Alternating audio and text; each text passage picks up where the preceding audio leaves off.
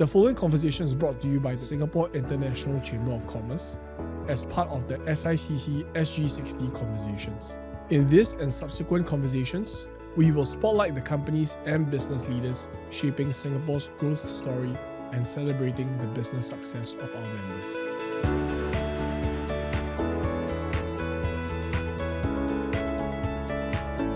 Today, I am joined by Per Magnuson, the Group CEO of Jebsen Jessen. Jebsen Jessen is headquartered in Singapore with an extensive presence across ASEAN. They focus primarily on engineering, manufacturing, mining, and distribution. Per, thank you for coming on. Thank you, Keith. Jebsen Jessen is a historic company that I think many in Singapore would know about. But what we often don't know enough about is actually the breadth of the portfolio of works that you guys are doing. Right. So can you just give us a quick intro of what you guys actually do? Yeah, thank you. Yeah, so what people usually know us from are actually from the 70s when we were in consumer businesses. We sold recorders, like stereos, we sold cameras and stuff like that. And I think we were quite famous at that time. We have then evolved into an industrial group. So what we do today are a lot of things that you really need and industries need, but you don't really notice. We do packaging equipment, for example. We do electrical cables. We build chemical plants. We deal with chemicals and ingredients and a vast majority of other deals, even like things like golf equipment for golf courses and so on. We do as well. So we have a very wide industrial portfolio today. Can you give me a sense of your geographic reach? How many countries are you operating in? And some of the more interesting businesses that you think when people hear, oh, this is a Jebsen Jessen portfolio, they'll be pleasantly surprised. We have used to be, and for many, many years, we were very focused on ASEAN. And we even consider ourselves to be an ASEAN group. But over the last 4 or 5 years, we have ventured more and more outside of ASEAN. And now we are having about a third of our people employed outside of ASEAN. And that is then in Australia, United States, and even Mongolia, actually. But it's still 2/3 is still in ASEAN. And overall, we are in about 15, 16 countries across the world. Yeah. Let's start with the origins of the company. It was based and born out in Singapore. And now, as you say, it's an ASEAN company.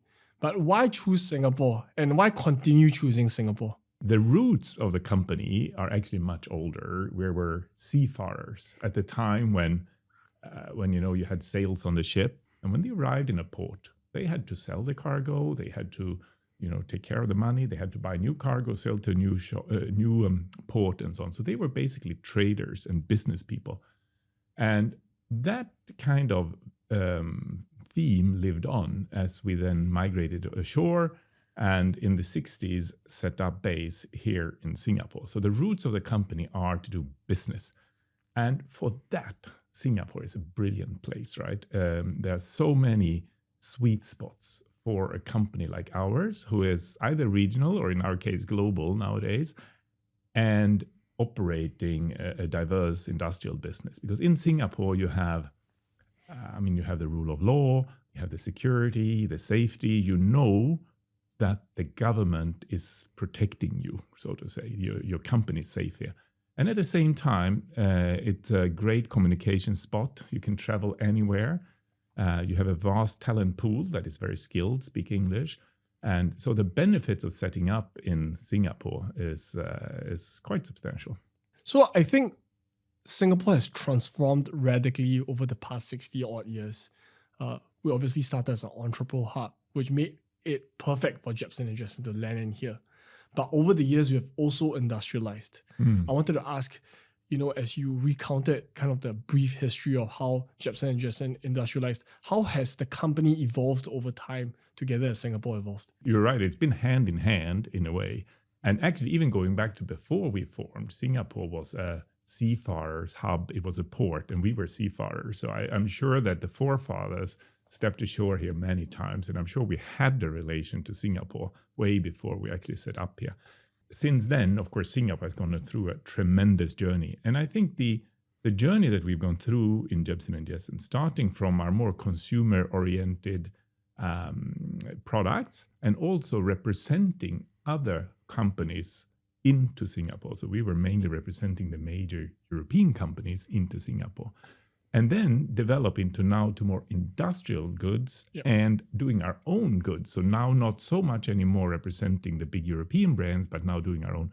I think that value chain journey actually replicates well with what Singapore has done. So Singapore has grown from its humble beginnings to now be a powerhouse, including everything, right? And it's one of the largest capitals that Singapore have is the knowledge and the people and the systems that is set up. So in that sense, I think the companies have evolved together with Singapore in symbiosis, which is, I guess, natural. The companies are there to serve the industries and the people of the country. So I think it's natural. You alluded to the fact that you have such a wide geographic presence. You have presence over 15 plus countries, all the way to Mongolia and Central Asia as well. The question would then be, now Singapore is getting more expensive. It's getting harder to maybe find skilled talent as compared to the previous years, or it's maybe more expensive for you. Why do you still choose Singapore now? So in one answer, we do and we don't. So like most companies, we are set up in many countries. It doesn't mean we are headquartered in Singapore and that's our soul, but it doesn't mean everything we do is centered here. I think we have around 5, maybe 10% of our people are actually employed in Singapore. And I think that's the world today. It's a global setup, and our job as business leaders is to optimize that. And Singapore is a great place to have your headquarters and to have your base, but it's far from means that everything we do will be here, which also mimics with what Singapore wants to do. Singapore wants to move up the value chain. The cheaper services and so on are not anymore maybe what Singapore needs. Singapore needs the more high-skilled and the upper-level type of services. So I think the company evolves together with the country. Interesting thread that I've picked up in just our conversation so far is that the company, JJ, has been going on, you guys have been intentionally going on M&As, acquiring companies, and finding new frontiers of growth. I would like to, quickly just ask, and I see a few companies that you've acquired, for example, SafeTech, GMA Garnet, and MSM Mongolia. Executing M&As are notoriously hard. What are some of the challenges that you guys had to overcome, and what do you learn from those M&A processes? So statistics show that M&As fail more often than they work, actually. Fortunately, we have managed to avoid that. So all acquisitions we've done have actually turned out very well. So we're very happy about that. I think there are probably several reasons that it's not one reason why that is so. Luck is for sure one of the reasons. You need that. But it's also who we are and what we are looking for.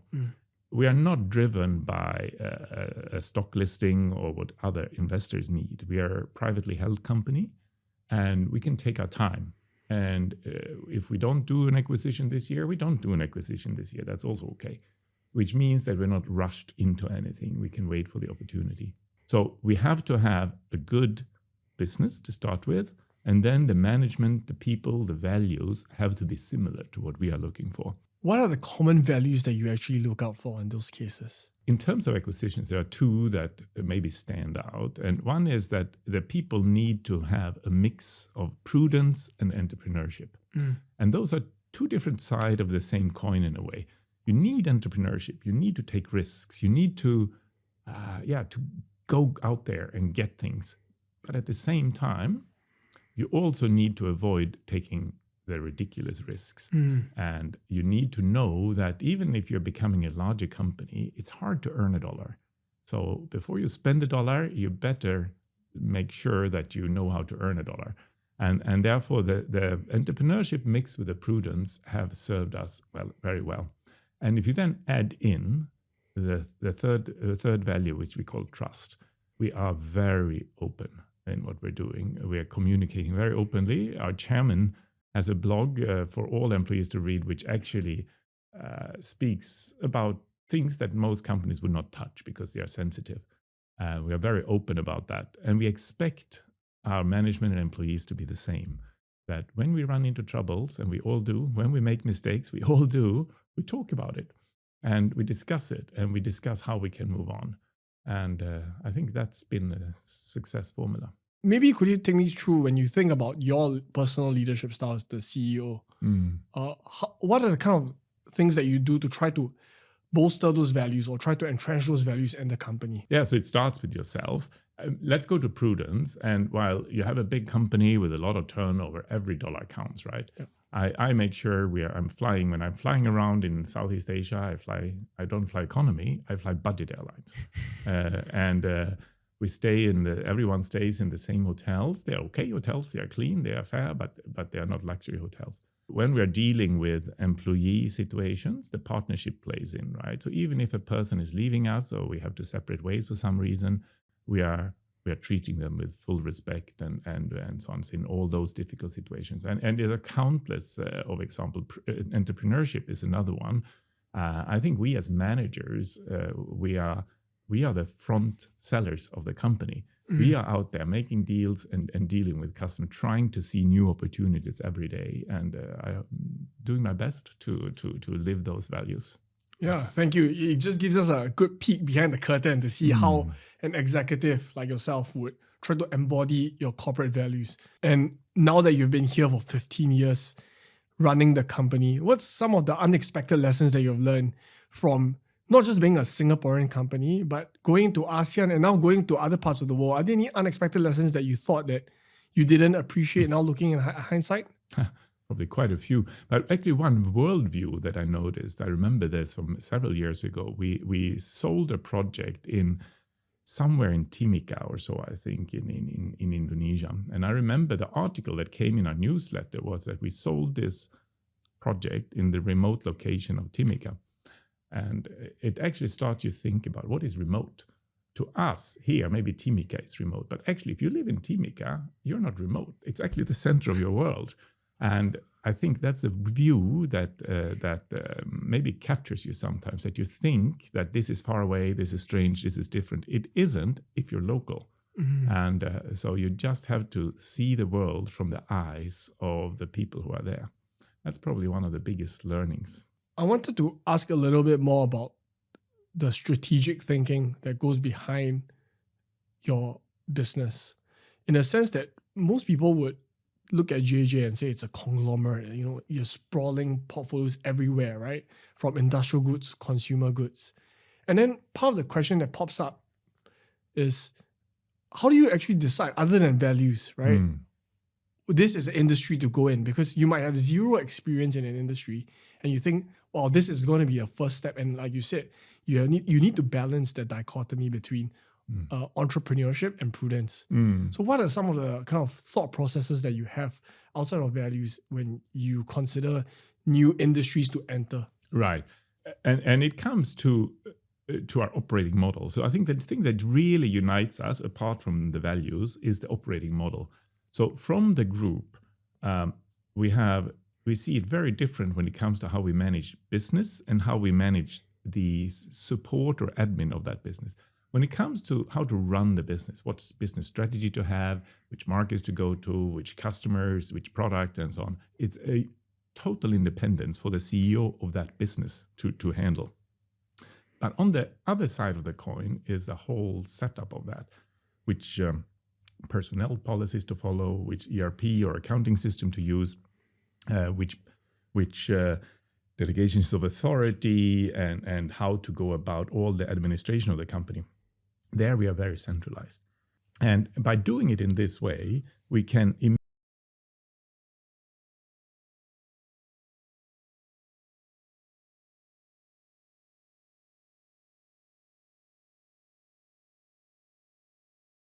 are not going in the right direction and take corrective actions. But when it comes to actually running the business, we have total freedom for the CEOs, which means they feel really in charge and are really in charge of the business.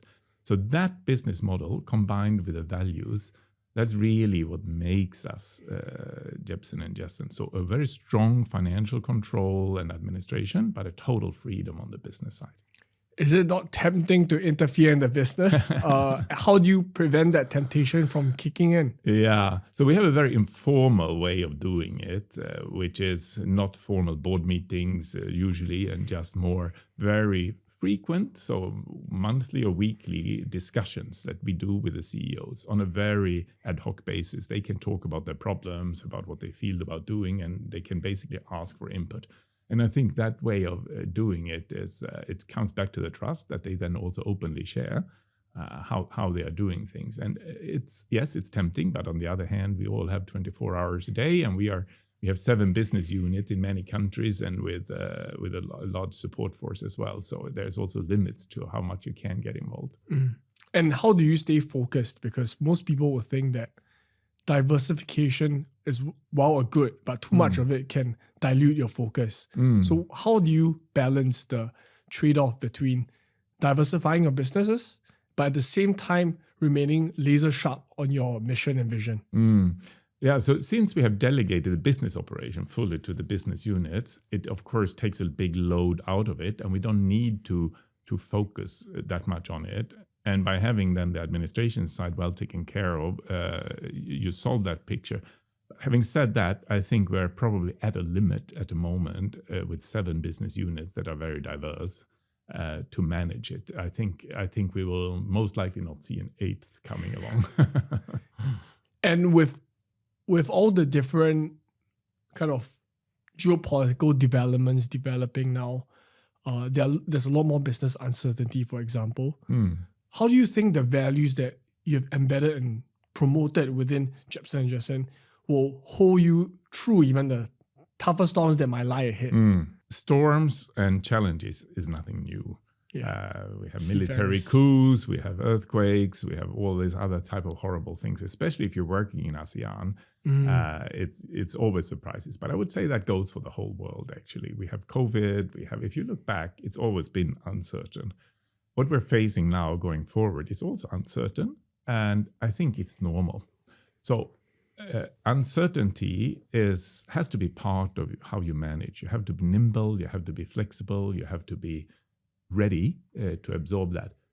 But at the same time, I think here we have one strength that is really unique to JJ, and that's actually is our diversification. Being in so many different countries and totally different industries, we will always have 1 or 2 businesses that do great. Even in a downturn, they're probably going to do great. And we will always have 1 or 2 who does a little bit less great. But having all this diversity actually makes us more stable. So that's one area. And the other area, which is thanks to our owners, is that we have a very strong balance sheet.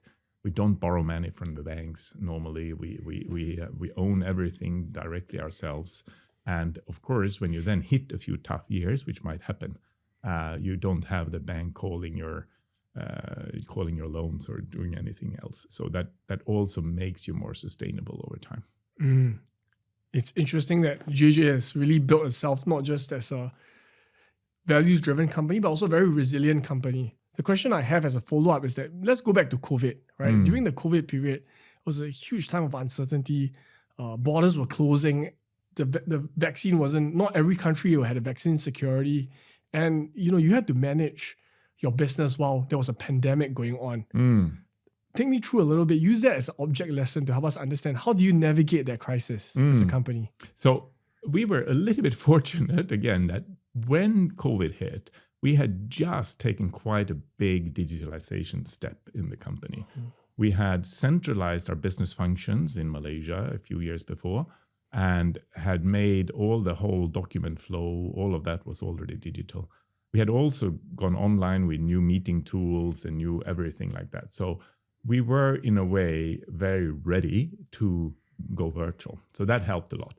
And that was a great move, because that meant when the market quickly turned around and they came surprisingly quick back, we were ready. We were very strong. And probably stronger than many of our competitors were, and we could capture that growth and had a few phenomenal years in that. So all in all, I think we were lucky, but we also had a good setup that made this work very well for us. Family businesses often face a dilemma of preserving their legacy and heritage, and also at the same time driving innovation. You alluded to that earlier in terms of how the company embodies its value of prudence and entrepreneurship. What has been maybe the hardest part or the biggest lesson that you've learned from helping JJ modernize, but at the same time staying true to its roots? I feel we are a very good company, and I think most of our employees feel that we're a good company. And that's also a danger. Because if you think you're good, you're not open to change. So how can you live with the values that actually we are good, doing well, but at the same time, we need to transform and we need to do better. And I think we are doing that. Fortunately, we live in the industrial space where, while things are moving fast, they're not moving as fast as they might do in the digital space and some of the consumer industries. So what we can afford to do is actually to do it systematically. We don't have to transform the whole company and talk AI from day one. We can actually start with educating ourselves about what it is. We can analyze things. We can take it and move it forward. We can form a task force, or we can, and I actually think that that's a great way to do it. Don't rush it, but make sure that you move forward and drive it. And you need to find the people who are the key drivers behind that. And because you will always have people who are more keen on driving change and others who don't. When you find those, let them do it. And then we can show others what can be done. And that's also usually quite a powerful way to do it.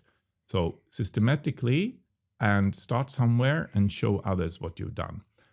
What is very detrimental, I think, and I see that happening in some organizations, is that you get caught by the hype and you talk the buzzwords, but without really seeing how can it be done in my company? How can we do it to our benefit? And you just rush ahead, and then very often it becomes very shallow, and you don't really get it to stick in the organization.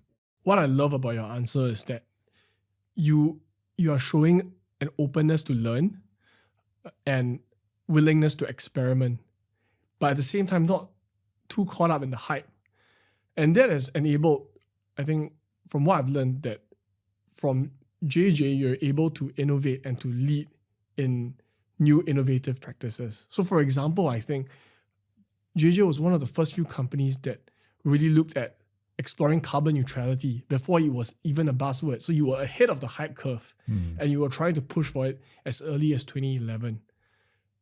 Take me through that thought process. Why carbon neutrality at such an early time when, you know, you're a big industrial company? No one was really paying attention to it. I think it goes back to who we are. And of course, that's also led by who are your shareholders. So our chairman and principal shareholder, Mr. Jessen, he has a big passion for these things. And he's spreading this into the company as well. And in fact, it goes back to earlier than 2011. Already 2007, we started measuring our carbon footprint. And at that time, I think not many people were aware about that carbon was something that was dangerous. Not many people were aware how it's going to impact the world. When we had measured it for some time and started to reduce as much as we could, in 2011, we came to a point where we could not improve more and decided to start offsetting. And since then, that's what we're doing. We are measuring to make sure we know what our footprints are. We're trying to reduce it as much as possible. We're changing coal heaters to biomass heaters. We are installing solar panels. We're trying to reduce our consumptions in the process and so on. So we're doing all of that. But what we cannot reduce, we offset. And I think we were most likely the first industrial group in Asia to be carbon neutral, actually. That actually brings me to my next question, which is, how do you actually balance sustainability and business growth? Because at the end of the day, JJ has such a huge portfolio in industrial goods. And traditionally, when people think about industrial goods, they think of it as being very pollutive and extractive. So in that, you have to manage almost a trade-off. What's your thinking about managing your business growth and at the same time pushing for a more sustainable world? That's true. Anything we do will have an impact. Drive the car, take the bus, whatever we do, it will have an impact. What we are striving to do is to minimize that impact. We realize you do need an electrical cable. You need the packaging. You need this and that. So when we are operating, our principle is to do the best we can and make the industry we're in a little bit better every day. And I wish that I could now say that during my time here, we're getting all these business advantages by doing that. Unfortunately, those examples, I doubt I can even name one where we got a business advantage out of being a socially responsible or an environmentally responsible company. I think where the benefits come are probably more on your internal side. It makes me want to work for the company. I think it makes our employees want to work with the company. It makes our business partners, especially the Western business partners, want to work with us as a company. So the benefits of doing it are more intangible, but we are not doing them because there are tangible benefits. We're doing it because it's the right thing, and we can afford doing that because we're not a listed company. But even for a listed company, if you do it right with the soul, I'm sure that the soft benefits make it worth it. Yep. And it goes back to Jebsen Jessen being a values-driven company, fundamentally, as what you've shared so far. We've spoken a lot about the environmental efforts that the company has tried to push for. But at the same time, Jebsen Jessen is very oriented towards promoting social good as well, in terms of contributing more to society. Can you help me understand what are some of the efforts and initiatives that you've planned out within the company, and why pursue those social objectives as well? First of all, I'd like to say that the biggest social objective a company can have is to be a responsible employer and a good taxpayer following all the rules. I think that benefits the society the most, and we do that. We don't cheat, we do what is right for the society, and we are a proud taxpayer. I wouldn't say it's fun to pay tax, but at least we're proud to pay tax and follow the rules. But having said that, you need to go further than that. And since many years, we are trying to centralize our CSR projects around one major project. We call it the Meet a Need. And twice a year, we group a team of employees from all over the world and from all our business units together for a week. So people can apply, and there's a lottery. And if you win the lottery, so to say, you get into this mixed group of people who then travels to a location. It can be in a jungle in Borneo, or it can be a preschool in Vietnam, or wherever it is. And you do a project together with your own hands, with your own sweat, with your own time. And you maybe build a preschool, or you help to improve clean water in a society. And once a year, we do this with a social meet a need. And once a year, we do it with a more environmental focus, which can then be to clean up somewhere or to improve something. On top of that, we are also supporting some other charity organizations like Save the Children and so on, and having a disaster recovery fund for them, so that instead of giving money when there is a disaster, we're actually prepaying and saying, when there is a disaster, we need you. So can you please now allocate resources, buy things, get people ready so that you're ready when the disaster happens. And I think that's a good way to do it. It's always good to help at disasters, but the help that is prepared before the disaster is going to be faster and better. Yeah. In a sense, you're preempting. You're always prepared. Before disaster strikes, you're already ready. And I think that is something that mirrors some of the values that you've already pointed out earlier. You also have a partnership with the Singapore International Chamber of Commerce as well. It's one of the more non-traditional partnerships in the sense that they might not be a client, or they might not be a business that you acquire, but they're also a very close ally in your business. Can you speak to me about maybe some of the mutual benefits that you've gained, that both sides have gained through a partnership together? Actually, interesting. If you go back to the very far roots of Jebsen and Jessen and SICC, we have the same roots. So SICC, as far as I understand, it was formed around 1837, so almost 200 years ago. And the reason it was formed is to protect Singapore as a free port from the Indian rulers at that time. And we, at that same time, were plying these seas on our sailing ships and benefiting from that free trade that was there. And fast forward then to the 1960s when we set base here. You come in as a company with aspirations. We were small at that time, and the chamber then helps you. And until this day, you have this symbiotic, way of operating together, where if you have a problem, any of the other members most likely face the same problem. They might even have a solution to it. And if you happen to come up with a new problem that no one have experienced before, then through the advocacy that the chamber can do, they can help you to navigate the Singapore ink, so to say, to solve the problem. So the relationship can be very symbiotic. Naturally, we're here this year in SG60 as well. Singapore's turning 60 is a huge milestone for the country. And it's not exaggeration to say that JJ was here from the start or even before the start.